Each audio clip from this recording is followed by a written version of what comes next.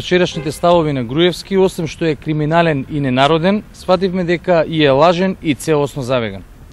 Лажен е затоа што вчера Груевски каже дека ќе го направи наместо во 2014 во 2018 и затоа што уште еднаш се обиде да излаже јавноста дека тој чини 80, а не реалните и вистинските најмалку 200 милиони евра.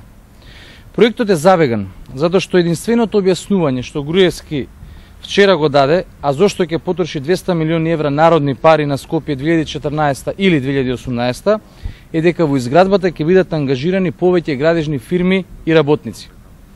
За момент, ставајќи се во филмот на Груевски, се прашуваме дали премиерот има намера следната недела да објави дека ќе гради 3 фараонски пирамиди во центарот на Скопје.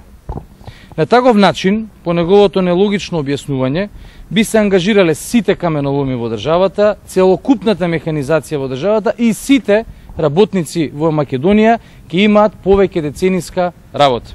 Впрочем, кога Груевски веќе решил да гради триумфални порти, антички стобови и лавови, еве нека почне да гради и пирамиди и сфинги.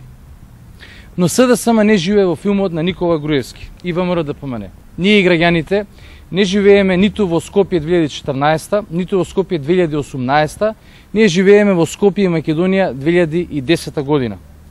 Затоа и најавуваме дека СДСМ на лагите на Груевски и ВМРО ДПМН ќе се спротистави со фактите кои на граѓаните ќе им ги презентира преку дневните вестници со овој оглас.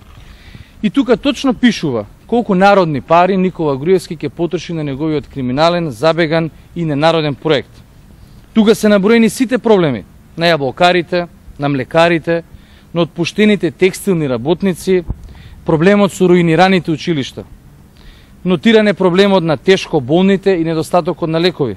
Покрај се, со парите на Никола Груевски 200 милиони евра може да се изградат 69 километри модерен автопат, например, или пак најважно од се, со 200 милиони евра што Груевски без дозвола на граѓаните ќе ги потроши на Скопје 2014 или 2018, може да се покријат трошоците за вработување на најмалку 40.000 луѓе и тоа за една година.